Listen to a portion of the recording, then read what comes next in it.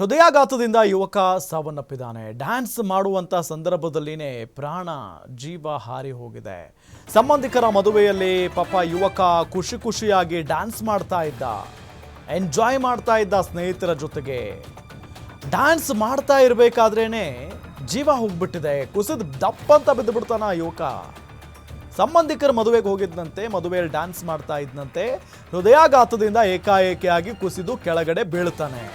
ವಿಜಯಪುರ ನಗರದ ಚಪ್ಪರ ಬಂದ ಕಾಲೋನಿಯಲ್ಲಿ ಆಗಿರುವಂತ ಘಟನೆ ಇದು. 28 ವರ್ಷದ ಮಹಮ್ಮದ್ ಪೈಗಂಬರ್ ಗಂಗನಹಳ್ಳಿಗೆ ಹಾರ್ಟ್ ಅಟ್ಯಾಕ್ ಆಗಿದೆ.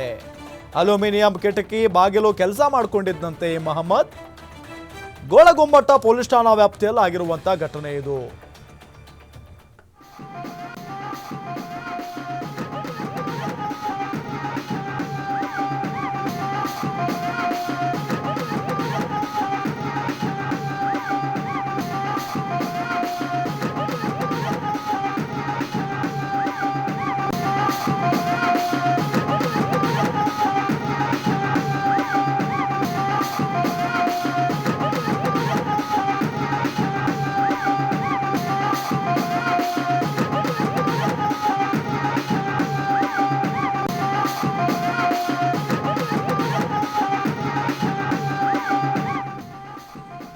ಎಸ್, ನಿಮಗೆ ಒಂದು ಕಡೆ ಫೋಟೋದಲ್ಲಿ ನಾವು ತೋರಿಸ್ತಾ ಇದ್ದೀವಿ. ಅದೇ ಯುವಕ ಅಲ್ಲಿ ಡ್ಯಾನ್ಸ್ ಮಾಡ್ತಾ ನೋಡಿ, ಮಸ್ತಾಗಿ ಡ್ಯಾನ್ಸ್ ಮಾಡ್ತವ್ರು ಎಲ್ಲರೂ ಕೂಡ, ಎಲ್ಲರೂ. ಆಗ ಅವನಿಗೆ ಡ್ಯಾನ್ಸ್ ಮಾಡೋಕ್ಕಾಗಿಲ್ಲ.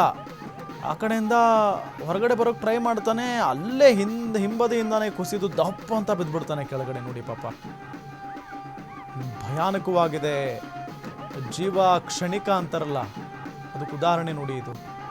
ಯಾವಾಗ ಬೇಕಾದರೂ ಹೇಗೆ ಬೇಕಾದರೂ ಒಬ್ಬ ವ್ಯಕ್ತಿ ಸಾಯಬಹುದು.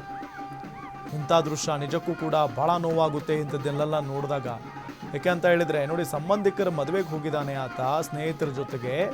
ಎಲ್ಲರೂ ಕೂಡ ಖುಷಿಯಾಗಿ ಡ್ಯಾನ್ಸ್ ಮಾಡ್ತಾ ಇದ್ದಾರೆ.